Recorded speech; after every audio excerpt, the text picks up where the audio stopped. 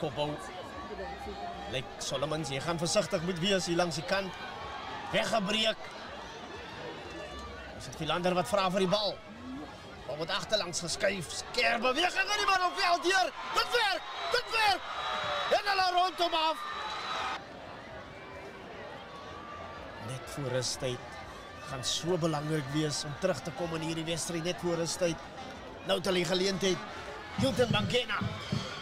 Mangena wat langsom gaan. Langsom. Lyk tog of hy afgerond word.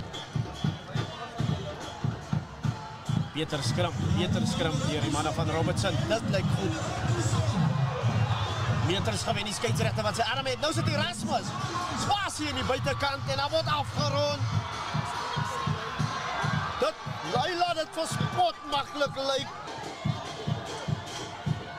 Uitsaar Klaasen. Aan die middelveld. Was die bal afgeneem? Nee, dis Hilton Mangena. Wat veg om besit. Hy hou sy besit. En wag Philander vir die bal. Carolus en wat wag. Hulle hier die manne skoppie. Kan dit werk? Dit werk! En dan word afgerond. De Chris gaan versigtig met wees Erasmus. Word die bal agtergeskuif. Weer 'n skerm balbeweging wat werk. Hulle kry dit reg die keer. In die middelveld. Word die bal opgetel en dan word afgerond.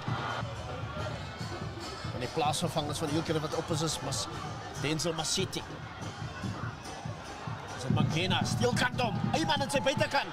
Mangena nog steeds. Uit Eyman. Conroy, Eyman. Conroy wys hoe baie so ervare is.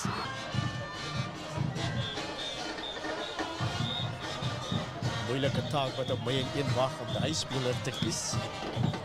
Nou wat spelers wat hulle hande opsteek, ek dink onmiddellik aan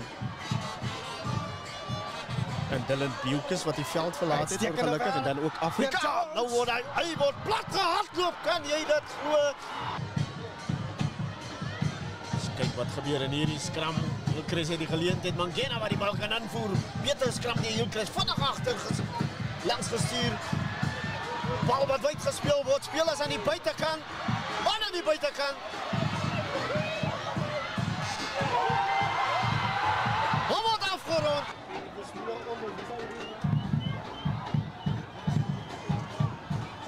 Nou is hier geleentheid, Erasmus wat die bal aanvoer. Goeie skram. Bal wat achteruit skiet. Nou word die bal geskuif. Kan die Hilkres se verdediging hou?